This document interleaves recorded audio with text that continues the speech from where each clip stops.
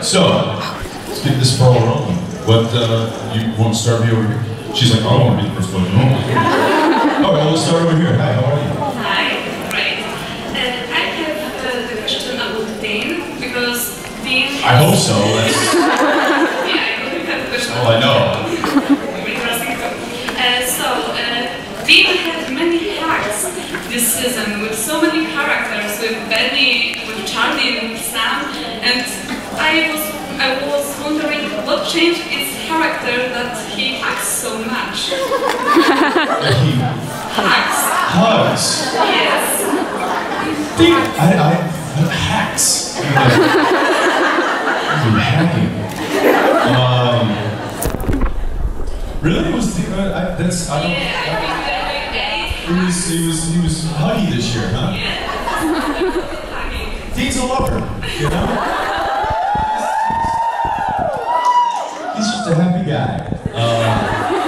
No, I do recall the Charlie hug, and I think that was Dean feeling like he found the sister that he never had, kind of thing. All right, that's okay.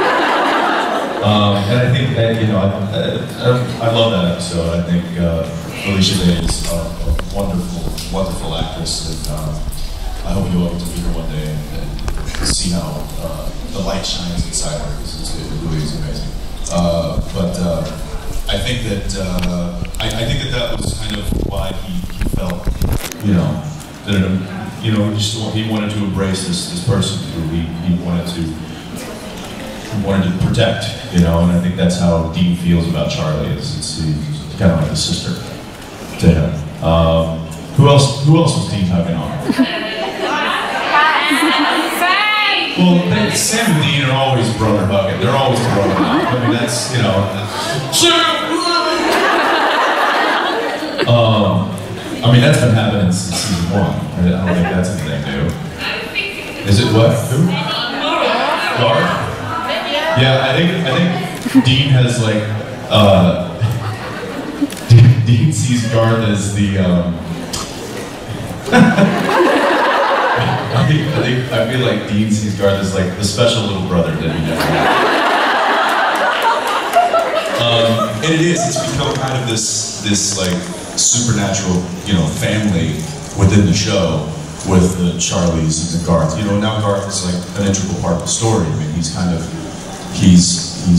attempted to fill the very large shoes that Bobby left, and I think that Dean has embraced that as far as, you know, well, hey, we need somebody to watch our back, and why not this crazy guy? And I think it's more like, you know, I love this crazy guy for Dean. And he's just, you know, I feel like this is his family now, and he wants to protect his family. And so, yeah, maybe that's, yeah. And then who else? Benny! Who? Benny! Well, Benny, okay. Yeah, I'll keep going. I think with Benny, that was a storyline point that the writers really wanted to show, that there was that you know, a brotherly bond between the two of them that was formed by being in purgatory together. And the way that Jeremy kind of described it to me, he was like, imagine it's like brothers in war. It's like two guys that went off to war together that may have come from, you know, two different parts of the earth, but they were now thrust together in this horrible situation, and they were, you know, they were forced to fight. And I think that is kind of the relationship that Benny and Dean had, was this kind of you know, brother in arms kind of thing. This kind of relationship forged out of war. So, you know, that's the best way I can describe it. And I think that was instead of these two, you know, men talking about, you know, how much, you know, the bond that they have and that they forged, they just bro it out with a hug. I do that with my buddies. Like, hey, listen, I'm not gonna tell you how much you mean to me. I'm just gonna give you a hug. There we go. All right, yeah. So yeah, I think that's.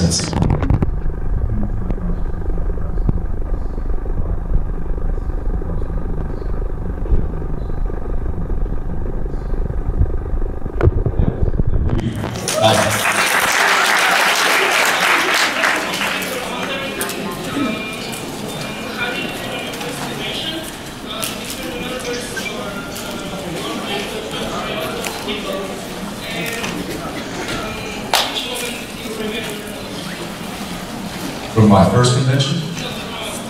From all of the conventions. There's been a few. Well, I believe, and I'm sure you will correct me if I'm wrong, but I think that my first convention for Supernatural was in England.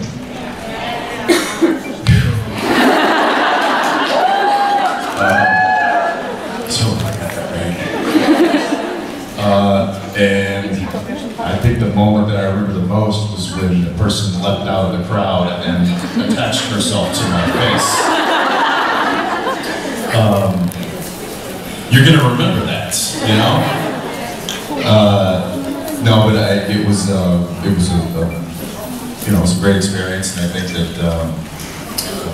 that I'm glad that kind of planted the seed for this to happen, because here we are, and it's awesome. Yeah, thank you. Hi. Hi. I wonder, because we all talk about Dean's voice going lower each season. So how low can you actually go?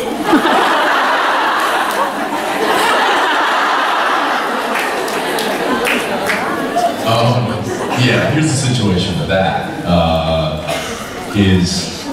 As you can probably tell, my voice has gotten lower since season 1, and that's just maturity, you know. I went from a young man to a man,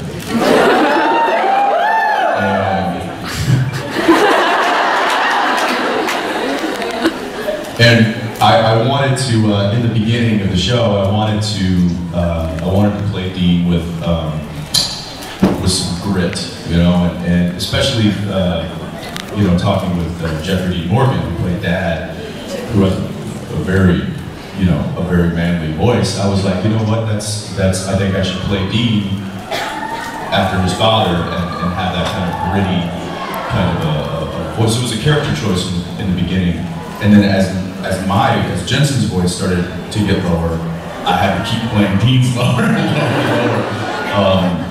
lower. Yeah, I don't think I can get any deeper than that. So, yeah, I'm sure at some point Misha and I are going to have to seek medical attention for our that's just the way it goes. Thanks. Yeah. Hey, Adrian.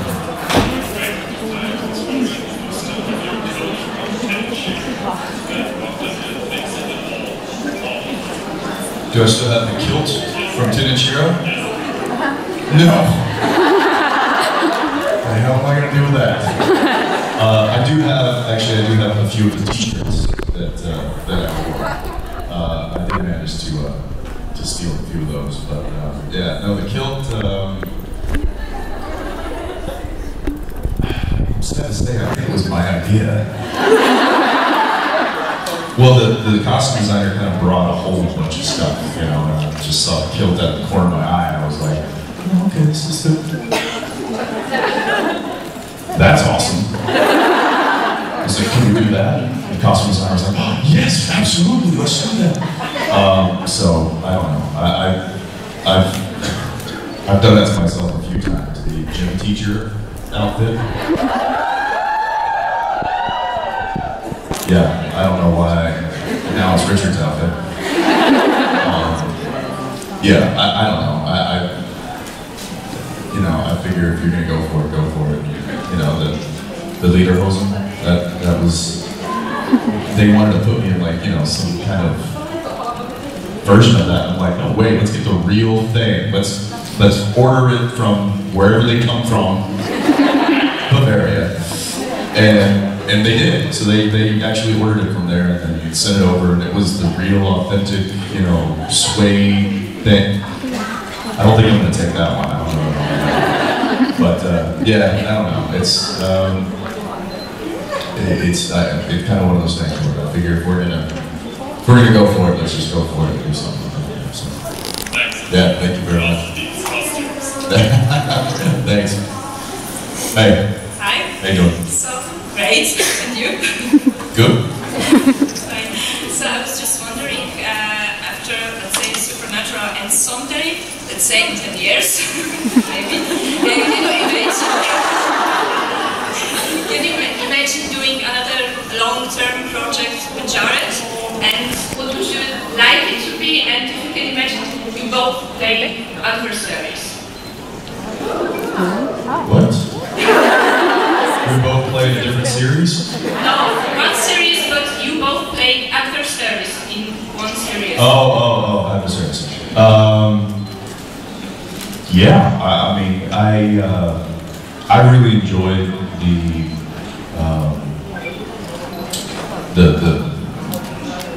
I guess the longevity of this season or of this series. So you asked, first question was, would I do another long series like this? Absolutely. I think it's very rare for a show to. It's obviously very rare for a show to go this long. So if I was fortunate enough to somehow land another great character on a great series, I would be very happy. But you can imagine doing it again with Jared? Again with Jared? God, I hope not. I mean, you know what? Yes, but he'd have to cut his hair.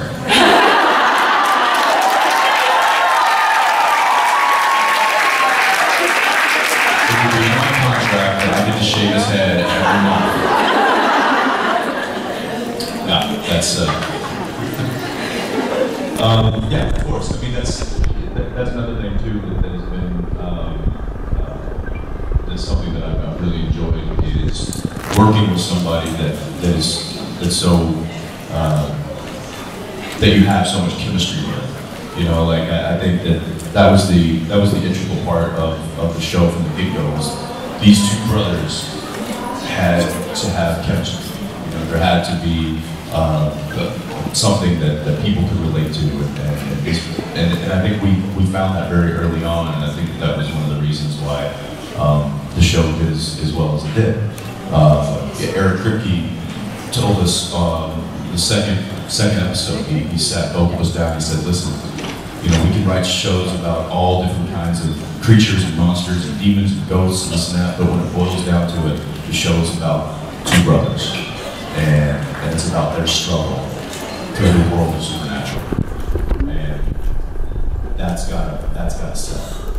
The relationship between the two brothers has to sell, and so to be able to have another actor that I work with so easily has been a great gift, and I would absolutely do it again because it's a rare thing I think in this business to have. So it would be a shame to lose it. Yeah. Thank you very much. Thank you very much. Okay.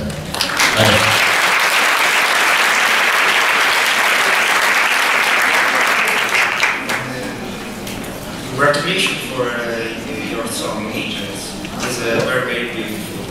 I want you to know, I'm working now for a new song with Steve, maybe Jasmine. By working on any music or any songs? New song. No, I leave that to Jason and Steve. That's what they do. I just like to play with them and, you know, try to make some background noise. Yeah, no, I'm not a musician. I don't pretend that I am.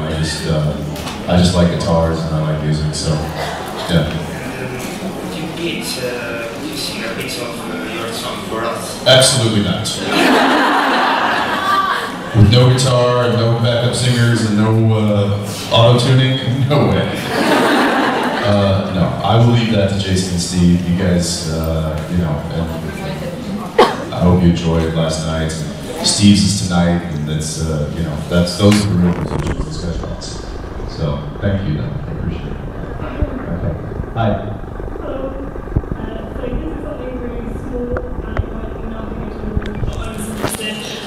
One of my favourite episodes this season was the Nazi episode, and I thought that was great. But there was one moment when Aaron is flirting with Dean, and Dean does this thing with his FBI badge where he's like folding it and the camera zooms in, and it felt really significant to me. So I wondered if that was a scripting thing, like a scene or something by Benedict, or if it was an actual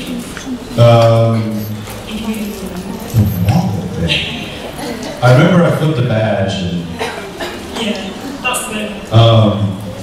but it was my idea to lay it down and to slide it over, because I thought it was, you know, like Dean was being kind of cheeky. You know, he's like, "Hey pal, you know, why are you following me?" And then when he does the flirting thing, it was a pullback, like, "Oh, stepped into that trap."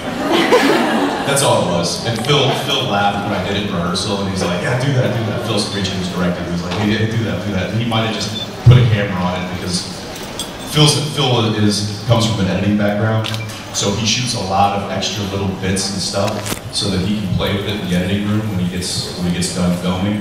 So I never know what's going to make it. I just played the scene, and Adam Rose, who played Aaron, it was hilarious. And the scene wasn't written to be that kind of. I mean, it was written to be awkward. Ben Edlin wrote my favorite line of that scene was "Carry on, citizen." That was. I almost couldn't say that with a straight face. I was laughing so hard. But it was, you know, it was comedy. It was a comedic moment of the show, and fortunately, Dean gets a lot of the comedic moments of the show, and it was just, you know, Ben was poking fun at the fact that, you know, how can we make this very kind of manly heterosexual guy uncomfortable, you know, or like having him back on his heels and throw him off his game a little bit. And I think that was the whole moment. Was just, let's throw Dean off his game and see how he reacts. And I think it was just you know, you kind of walking into a situation that you think is going to happen, and then it's a total opposite situation. And Dean was just like, "Carry on, citizen." And the stumble, that wasn't written. That was just comedy. That was just, yeah. But yeah, Adam and I had a really fun time with that scene. It was really fun. It was a great scene. Yeah. You did a great job. Thank you. Hi. Hello. Have you ever seen an Italian episode of Supernatural or a film in the Italian version? And what it feels to see you acting but not hearing your own voice? No, I haven't seen an Italian dubbed version. I saw a Japanese dubbed version, which was it's always interesting when you see your mouth moving and not your voice or your language coming out of it. So it's yeah, it was very interesting. But and I actually I got to meet the guy who did Dean for the Japanese television, and I'll never forget it. It was awesome. I don't remember the guy's name, but he walks in and he's like a rock star. He's like got an entourage, and he's in like an all white suit, and he just kind of like walks up to me and he's like, "Yeah, how you doing?" And I'm like, "Hi, who is this?" "That's the guy that plays Dean." "Huh?" "Can I get a picture with him?" Yeah, that was fun. Thank you. Yeah, thanks. Bye. Hi. I was wondering, there's ever a script or moment that you actually wished to play some thing? If ever some part of the story caught your attention so much that you wish to play the other one? Did you guys get that? It's a good question. I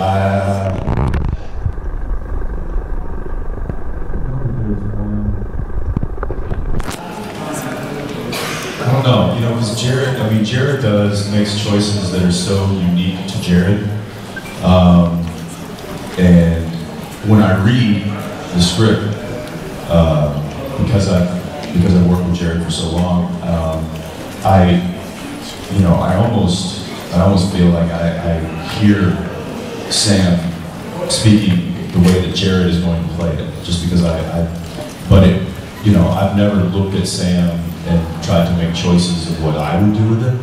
So it's kind of hard to say, because I'm just so used to reading Sam and thinking to myself, how would Jared play this? So you've never talked about which one you think of them?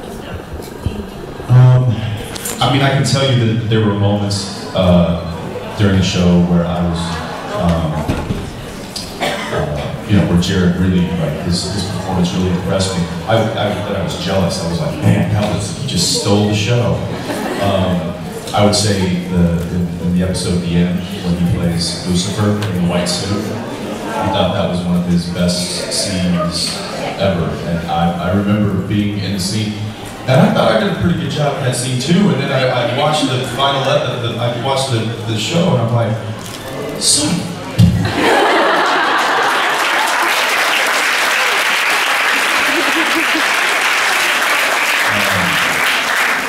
but I give it up to him. I was like, hey buddy, you nailed it. You completely outshined me in that scene. So but he was very gracious.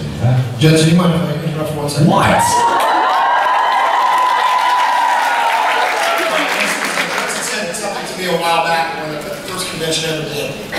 He said to me, the interesting thing about people that come to these conventions, this is really cool. It's stuck with that to a lot of people. We got a group of alpha males. And it's amazing that we talk this. We got a group of alpha males and all get along. But like, you get off with the males, you tend to butt heads, and that's not true. And this meeting was with the blue. I just want to say, no, seriously, I want to say, I immediately left the stage and went, wow, Jensen made me nervous there, and I was so desperate to make him laugh, I hooked his leg. I got all Sebastian on him.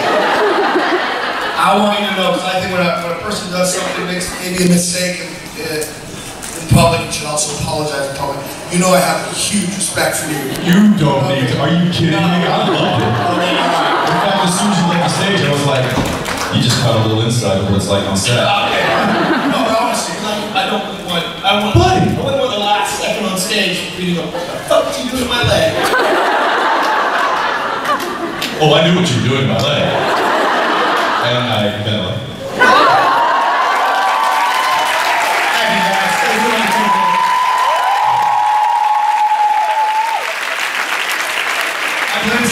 it. That generally works here, just so you know. We can take the blame for just about anything. Hey, love you, man. No worries.